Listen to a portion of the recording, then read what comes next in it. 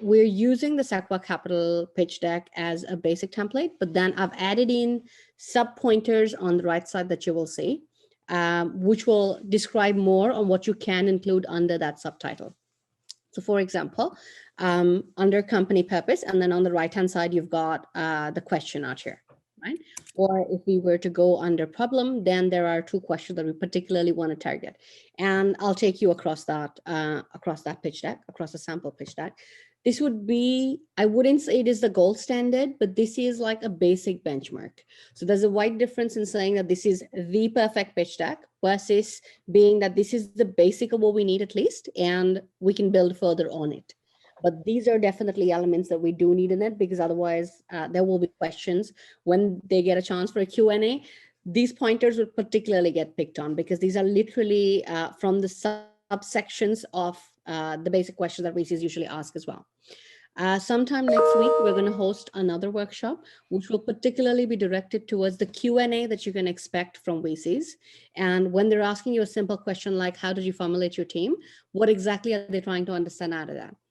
It is a behavioral question. It is not about exactly how did you form your team, right? So we're going to try to explain a little more about that background as well. But that will be scheduled for some time next week, because we're going to have ex-accelerator teams as well. That means now they're alumni, but they have been part of the accelerator previously in the past 5 years. And there are participants from that batch as well. So we're going to try and accumulate all of those together and then get everybody on a call to basically discuss how to target VCs for a pre-seed round, right? Different teams, I understand, are at different stages. Some are at pre-seed, some are probably at round A if they're from the alumni batch of the accelerator. Most of the pitch decks need to have these basics in it though. So what's your basic company purpose? What we're trying to understand out here is, in as short as possible, think this to be your written elevator pitch kind of thing, where you just explain what your company is all about and why is it there. So I'm not sure how many of you have gotten an opportunity to probably look at Dragon's Den or look at any other TV infomercial in terms of, how people pitch. But the first statement that they would actually, when they come on stage, is what is their company about? And that's basically that elevator pitch. And that's what we're looking for over here. I understand it has to fit in a slide, so it's not going to be as like a verbal vomit, but it's going to be very brief. It's going to target exactly who your target market is, what your product is, and why are you here? Like, why are you in the market, right? So what is the problem pain point that you're actually addressing? And that's basically what the company purpose is all about. Very simple, keep it short and sweet. Now, over here, you're going to expand furthermore on the problem. Some of us combine the company purpose with the problem. Try your best to actually have a slide that's dedicated to the problem, and ensure that there are 2 questions that are directly answered in that. What exactly are you addressing? That means, what is the pain point? Whether it's your pain point, whether it's your customer's pain point, right? So imagine that you're having a product or a service that does not target your client, but your client's client. In that scenario, let's look at the final end goal of what is the benefit of actually having this kind of product or service in place. And why do you think that it's a viable and a sustainable solution? Not just now. So there is another slide which comes about, which says, why now? We're not talking about just now at this point. At this point in the slideshow, you're talking about more, why is it there altogether? Short-term, long-term, why exactly is it there, right? So are you basically looking at something in terms of, so we're in a post-pandemic world. Are you looking at solving like a pandemic-related situation now, and may or may not be sustainable in the long term? That is kind of a decision for a VC to take. Then are they really interested in? Because it's going to be pretty short term. We probably know that it's at a max out, is going to last off between 1 and 3 years, versus being a long-term solution where you explain that, okay, this is a problem that has existed forever. So you've conducted the market gap analysis study and realized that there is no solution to this problem that's viable enough for the long term. And that's why I believe that my solution or my product or my platform is very sustainable in the long term, right? And that's basically the problem that we're trying to highlight here. We don't want numbers here, but we do want, why do you think is it sustainable? And why do you think that your solution is the best fit for the problem that you're recognizing? So consider this to be like the product market fit, right? You all know about product market fit, right? Just give me a thumbs up. Yeah, perfect. This is that slide. We're basically trying to emphasize on your product market fit, not the product, not your market. There are slides that come ahead which will talk about your product, which will talk about your market. And the market is then subdivided into TAM, SAM, and SOM. That's a different slide. Here we're talking about product market fit. One of the major things you want to make sure you do is identify the one clear biggest problem that they have. If they have multiple problems, don't address, like, you want your one strongest argument. You don't want to address weak arguments in here as well, okay? Because what will happen is the investor may look at it and go, well, I agree with you on number one, but I don't agree with you on number two and number three. Therefore, I don't want to invest. So make sure you have your one strongest argument that is very clear and compelling. You're not going to talk about everything about your company. You're going to keep it as brief as possible, but you're going to look at the exact problem that you're being able to service. You can possibly say that apart from this problem that I'm servicing, we also found that the market wanted a solution for A, B, and C at a maximum, like maybe one or two other, and our product addresses those aspects as well, right? But that only if you're backing it with very strong validation or market study. Yeah. Because that point that Jeremy mentioned is very true. If they see that you're talking about, like, you're very confused in between what your product can offer and bring to the table, and you're probably talking about 4 or 5 solutions that are all coming about together, even if in one of the 4 or 5 solutions that you're bringing to the table, you have a very strong competitor in the market, it will actually weaken your case. Yeah. So that's basically with regards to the problem. Simone, you mentioned. We've gotten really mixed feedback on that because we started with just one problem, and then a lot of investors told us to add more problems about people running out of product, and they thought that that was a really convincing statement. Perfect. So I just don't know how you balance those two. Then you have validation, right? So like I said, if you have validation, definitely then include it in the slide, but then as subordinate to it, clarifying that my validation is like 300 people have told me that this was a problem. And in a market study that we ran, X percentage of people agreed that this was the case, right? So as long as you've got market validation on it, you've got sales figures to prove it, you've got anything of that sort, market data, definitely put that on board, right? But do keep in mind that your primary problem is X, and that's why you started the company initially, right? So don't lose sight of that, for sure. Thank you. With regards to the next slide now, over here, in the previous slide, we were talking about the product market fit. Here, you're talking about your product. How are you going to brand position it? What is your value proposition exactly, right? So how do they think of you when they think of you?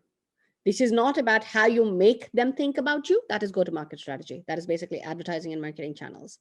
This is about if they did, imagine that they did already know you, where are they positioning you? Are you the Tesla? Are you the Toyota?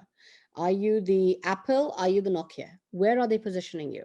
And it's not by me saying, when I'm saying, are you the Apple? Are you the Nokia? I'm trying to show down on Nokia. No, that is a mass market. Apple is probably a little more niche market as compared to what Nokia is trying to target because of the branding and because of the pricing strategy that they have, right? What is your physical placement? So some of you I've seen have actually placed, so if they're actual tangible products, you've shown that it can be placed on the shelf over here. That's great. So you're actually going to show physical placement. So you're showing that you're thinking this through. You're not just thinking it as a concept, you're thinking it actually of how it's going to go to market as well, right?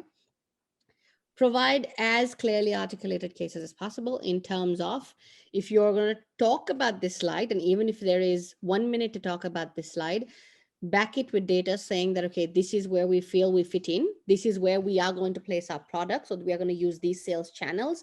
And the reason we believe that is because exactly at this point in the customer's life cycle, they're looking and making that make or buy decision. And that's exactly why we feel that we fit in there really well. So your solution is basically articulated in terms of what is your USP, what's your unique selling proposition, or your value proposition, as you call it. How are you going to brand position yourself? What are the sales channels, and whether it's going to be a physical placement, if it's an actual product, and why do you think you're going to do all this, right? That's basically your solution. Now, This slide usually changes it changes very variedly, depending on whether you have a product or a service, you're in a repeatable recurring market in terms like a SaaS product, where it's supposed to do a monthly revenue, where when you're looking to actually collect a monthly revenue, or it's a one-off purchase product that's actually solving the problem once they've purchased it for a longer period of time. Your solution slide will differ very widely depending on what your product or solution is. Till now, we spoke about product market fit. So we gave a very brief introduction. And the reason I'm actually recapping all this is because to ensure that there's no repetition when you're talking your slides, when you're talking about your pitch and you're actually pitching, ensure there's no repetition. So you have an elevator pitch. You basically defined your problem, product market fit. You then described a little more about your product, where it sits, how it sits, how people are going to think about it. Now comes the why. So one, we answered the why in some terms of why overall, right? And that we answered at the problem stage. So when we spoke about the problem, you described the pain and you said, why this solution? When they were to ask you this, why now, you've got to back this with data. So you've got to show historically what has been happening. You've got to have historical evolution behind the problem. How has that trend been running in your market and in markets closer by to you as well? So what is the historical evolution of your problem in your current market and in the global market where you are looking at for expansion, right? So that basically explains why should the investor invest with you now to solve this problem. Here, we're not addressing whether your product is strong or not. We're addressing it more on the timeline. So any product that is more attractive in the current time is more likely to actually get fundraising immediately, rather than somebody think that, okay, this is a problem that's been forever. It need not really be solved right now, and it can probably wait some more as well. So because we've got more pressing issues, we've got more lucrative options to actually invest in, right? Garvin, you're basically dealing with something of that sort, right? Yes, exactly. We have this product, but effectively up until now, we've been like in beta. So even though we're at the point where we've gained traction, we kind of proven that the proof of concept works, we're still essentially looking for seeding funding because we won't have data on the revenue models that are going to support the new product effectively. We're finding it hard to propose directly what we're going to like use investment for and need investment for, because we're hoping to fund our sort of public platform with our like bootstrap, and the public platform we're really focusing on a free model with advertisement, but we have no data on the advertisement. And that's the problem, because that would be sort of the ROI. And that sort of then now puts us in a seeding position as opposed to sort of a vetted product that can now be funded. But it puts us in a seeding position while we have sales, and we're just like a company with pretty much 3 products, but 2 products come December 1st. Verticals. Yeah, that's totally okay. Now you can of course expand more, and like you have a product and you have your close competitors. So even if you don't have a direct competitor in the market, if you have a closed competitor, then maybe you can talk more about the uptake that they have had. So that's how you will describe what's your total available market, what is your serviceable market, and what's your serviceable obtainable market. But that comes in your market size in the next slide. Over here, we're talking more about why do you think a product is most valuable at the current time? These are the basics, but then you always have what really makes you stand out. For you, the why now slide is something that's really going to make you stand out. So the fact of having advertisements on your platform is been there, done that since ages. Like that's been a model for e-commerce since forever. And that's not something you'll need a lot of historical data to show evolution, or you're not really having a problem point that you're addressing. Try and back it with data for why do you think that there is room for this product? So is there a competitor? Is there a close competitor? Or is there a complete gap in the market? And you can see that gap and prove that gap because X number of people are trying to search for this. Use Google Trends to prove it.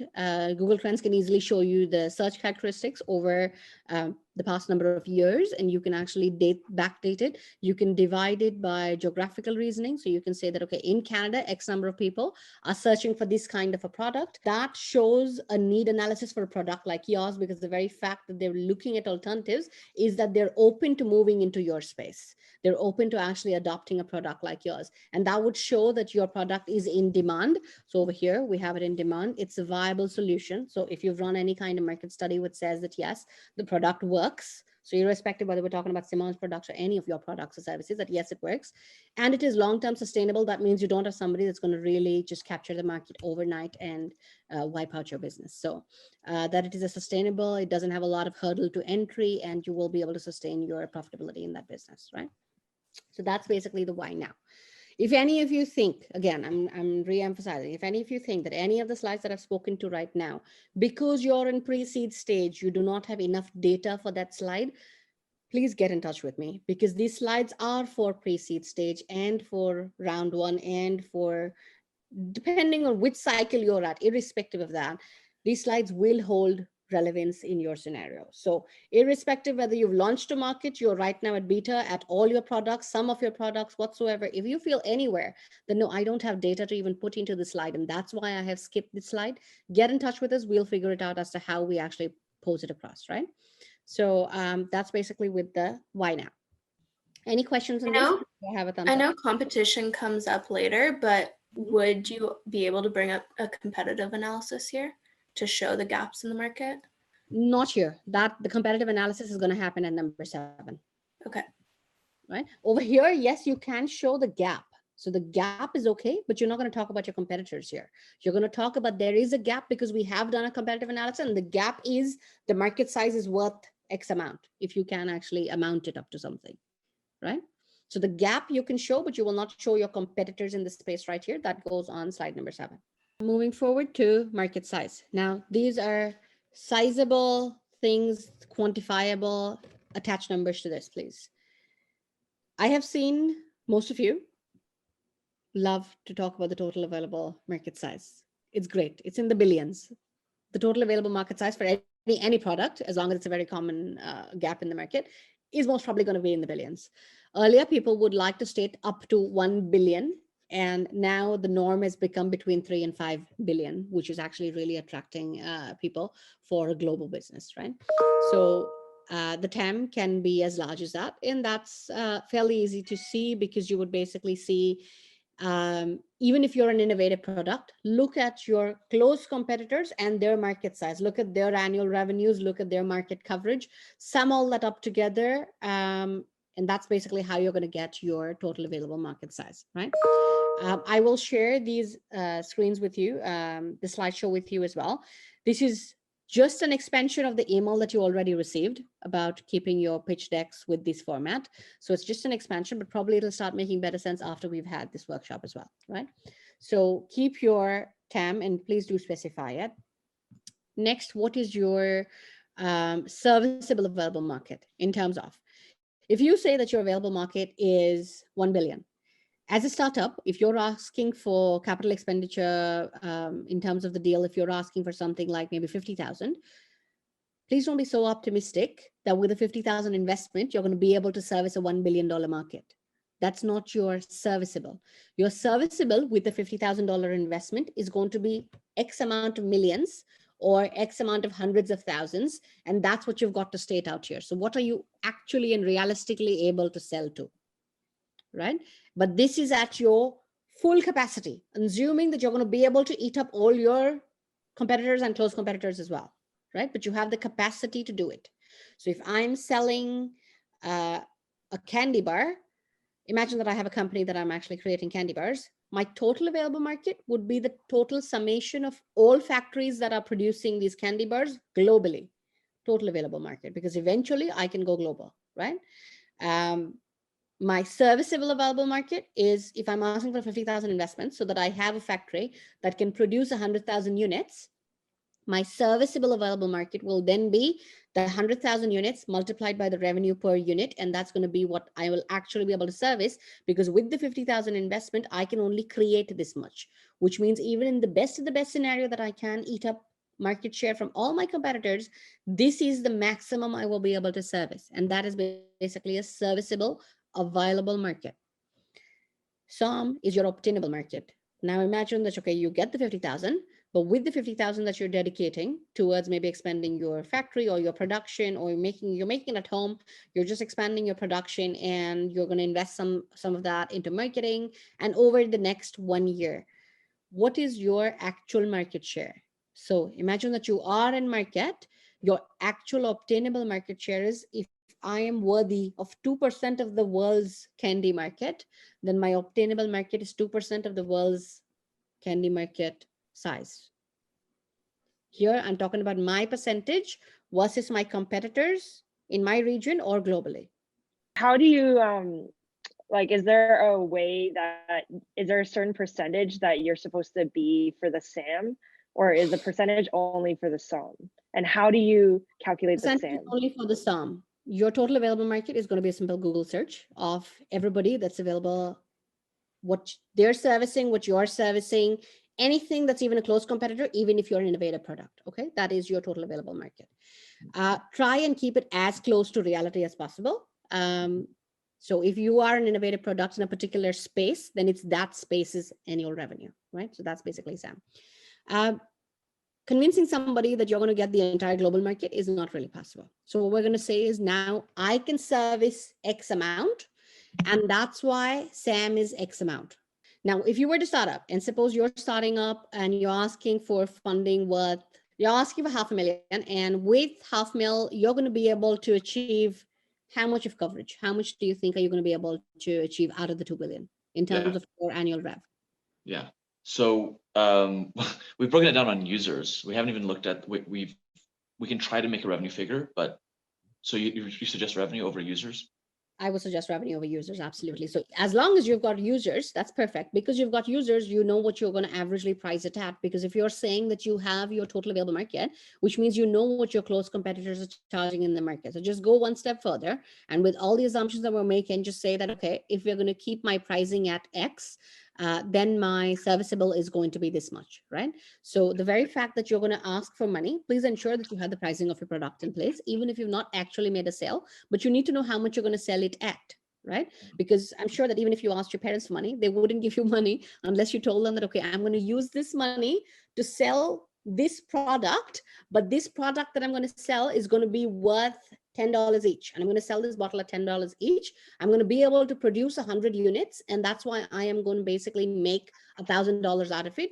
But in order for me to make those 100 units that I'm going to sell at $10 each, I need $500 from you. At that point, yes, they would give you that because they know what you're going to do out of it. Unless you've priced the product, it's very difficult to say what your rev projections are. You definitely need your revenue projections in the financial slide down. So please do price it. Now that you know your number of users that you're going to be able to acquire, and you have a hypothetical pricing attached to it, but please keep the hypothetical pricing as realistic as possible. Right. Even though it is hypothetical, do not price it at like something that's way above usual market price. Because when you spoke about total available market, that means you priced and you are considering X number of competitors in the market. Look at how they're priced and price your product similarly, right? And that will give you your serviceable market. So when you say we have a plan that we're going to be able to target 200,000 users because I'm going to back it with marketing, which is going to cost me X amount, and that's why I will achieve a 200,000 out of that, right? All that has to be back worked as well. So if you're going to consider that you're going to cover a 200,000 market with a $10 subscription, this is a very doable thing as long as you're able to prove value in that product, because your product pricing per unit is very small. Disposable income that you're going to be targeting for social is way higher than this. As long as you're able to tip them over to that decision that, yes, I want to buy, the price is not something that's going to stop them. Yes, including their card data onto your website is something that on the CX journey will stop them, but otherwise it's very doable. So considering a 200,000 be your case. Your technology is set. If your people are set, then that is your serviceable market. So your total available market is 2 billion. Your serviceable market is the 200,000 multiplied by the $10, because we're talking about 1 year. So your serviceable market in 1 year is basically going to be 2 million, right? And that's basically what you're going to pitch for your SAM. Now, that is your serviceable market. Now we're talking about obtainable market next. Any other questions on SAM? Or everybody's understood with his example? Yeah, okay. Now moving Wait, sorry, on to, one more question. So that means that it's just whatever you think. It's kind of arbitrary, right? Like, because it's whatever you think you can service. You come up with that number. Backed with your complete understanding on how you're going to get there. Like I told him as well, that if you're going to say few 100,000, that won't work. If you say 200,000, and for the 200,000, I am going to do A, B, C, D, E, F, G. And these are my marketing activities. I'm going to target 1 million people with a conversion rate of 20%, and I'm going to get 200,000 people out of it. Yes, if that be the case, then it is an arbitrary number, because you can aim as high as you want, but you've got to have a plan of how you're going to get there, right? So that's basically with the obtainable market. Now then, considering for some where your environmental factors play into the picture as well, with a competitor, if you do have a direct competitor in the market, you're not going to be able to achieve the entire market size that's available out there. At that point, then you've got to consider that with the competition, out of the 200,000 that I could have serviced that are possibly going to buy from me, do not have a problem spending the $10. They have that disposable income. Everything is good. All the factors are good and playing out well, but competition will not allow me to service the entire 200,000. I might be able to get 100,000 out of it. That's why, right? And if that be the case, then SOM is going to be 100,000 multiplied by 10, which is 1 million. So it seems like TAM, SAM, and SOM, you need to have a lot of information backing it. So how do we fit that into the pitch? You've got to Pitch is develop like that for sure. Like you you cannot got have, to fit all of that information in the 3-minute pitch. you can say it now. So for example, you will just go ahead and say total available market size is 2 billion. My SAM is 2 million and my SOM is 1 million. It is for the Q&A section to then ask you, how did you come up with these figures, right? Okay. When you say, how did you come up with these figures? Do not answer these are arbitrary, hypothetical. No, that's it. You lost your case if that's what you're going to say. You've got to back it then by data that, okay, if I said that I'm going to be able to achieve 2 million, that's because I backworked it on the number of users that are there in the market, and I'm going to charge them $10 each, and this is what I'm going to be able to achieve, right? So these slides need not have your calculations on the back end. They need not have your market studies. You can just say a line by market study. It is then for the VC, if they want to do further due diligence in you, they're going to come back and say, what is your market study? Is your market study 20 people? Is your market study 2,000 people? And that's what's going to build your credibility to actually get the investment, right? Okay, So I see. slides are about representing overall, but you cannot just say TAM is 2 billion and my SAM, that's why I'm considering 2 million, which is a 1% out of it. That's not how it works. The way it's calculated, and you'll have to show the VCs if they were to ask you a question that you know how it's calculated and how have you. So you have given not a hypothetical projection. You've said that, okay, these are the number of people in the market that have a disposable income to afford this amount of pricing, and this is what I can achieve, provided there's no other competitor in the market. And that's why SAM is equal to X amount, right? Okay. So that's Okay. more so the questions are. Definitely, you're not putting calculations out here. Taking us then, next is number 7, which is competition. Over here, Simone, you asked whether we can, include the competition aspect in the market size on the top. We don't include, not in the market size, sorry, where you were describing your solution. You do not include your competitors there, but here you want to answer it before you're closing, right? So you do want to show that I'm aware that there are competitors in the market. It's very kiddish to say that, okay, my product is so innovative that I have no competitors in the market at all. That usually never be the case. You would have some close competitor in some part of the world. So go ahead and think it's very less probable of a scenario that you would have absolutely no competitors. Tie in your USP with your competitive advantage, and that's basically what comes out here, right? So your competitors and what's your advantage. Another way that I've seen a lot of people actually pitch for this, you would show your strengths, you would show your competitors' strengths, and the place where your strengths are unique to your competitors' strengths. So you have like a Venn diagram. There are areas which both of you overlap. There are areas which are only their strengths, and then there are areas which are only your strengths, right? So imagine that you've got 2 Venns out here, and these are your strengths, these are their strengths. The place where they combine is basically not the strongest of your pitch. The place where they do not have an overlap is where is your strongest pitch. And that's what you got to place out here as a competitive advantage as your USP as well, right? So you're going to link it back to your USPs, but these are your advantages. Things that your competitors do not do, cannot do. Moving forward, your product now. So when you said that those are things that they cannot do or they do not do currently, what exactly does your product or your service bring to the table? So with the scenario where we're talking about Mixer, in that scenario, it is about getting the social features, the ability to do things that you cannot do on Zoom. So those are his product features. Those are his functionality leaders rather, right? What really differentiates their product from any other close competitor, even if the competitor decided to get that as a plugin on board, right?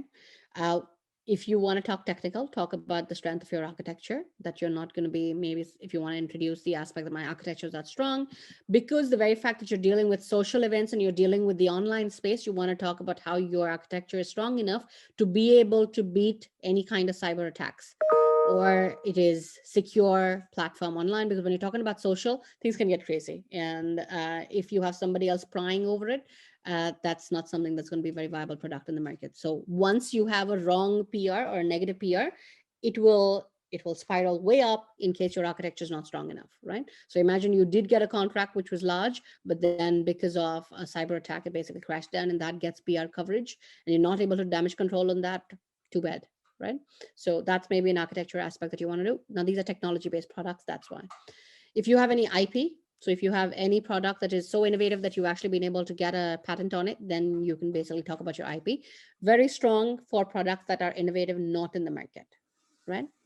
What is your development roadmap? So currently, maybe Mixer is having 2 products. They're looking to diversify into 3rd and the 4th, and their timelines are, we have 2 products now being able to generate X amount of revenue, or hopeful of generating X amount of revenue in the next 1 year. Year 2, we plan to target advertising, and that's why we're going to get X million out of it. Year 3, we're going to have another product which is going to do this, and we're going to get X amount out of it. These are just figures. When they do a Q&A with you, they can ask you, where did you get that number from, right? So have that information at the back of your mind, but you do not need to put it here. So in the slide, it's going to be as brief as possible. Your business model now is whether you are on a free, right now, going to move on a premium later. Are you already on a freemium model? Are you already pricing it? And are you pricing it at how much if you are pricing it? What is your average account size? So if you're going to say that I'm going to be able to capture 200,000 accounts, in that scenario, my average account size is $10 per account, because that's a fixed fee that I'm going to charge. What is your lifetime value of the customer? We're expecting people will stick on to us, and we will be able to have market leadership for the next 3 years. And hence, at $10, my total lifetime value for the customer is $30 each. Now, for a sensible VC, that person is immediately going to calculate that market size. That's why it's not 2 million, it's actually 6 million per customer. So if the customer is going to stay with you for 3 years, that's going to basically be the LTV of that particular market that you've captured in a particular year. And as you will, if you actually want to build a financial model, as Anthony will move to 2nd year, there will be a carry on for the 1st year, and he will be getting more customers in the 2nd year. And the 3rd year, he will be in a very pleasant situation where he's got carry on from 2 years, and then he's got new business that he's earned in the 3rd year, right? So that's why LTV is really relevant, especially with products that do have a recurring model to it. You go to market strategy over here. Now, there's a lot of back work that you need. So there are calculations that you're going to do. But over here on this slide, they're going to be very brief. So it's going to be, my revenue model is X. My pricing is at per unit costing X amount. My average account size is dash, and my LTV is dash. You're not giving the financial details behind it. You're only giving the final result of what you're planning, right?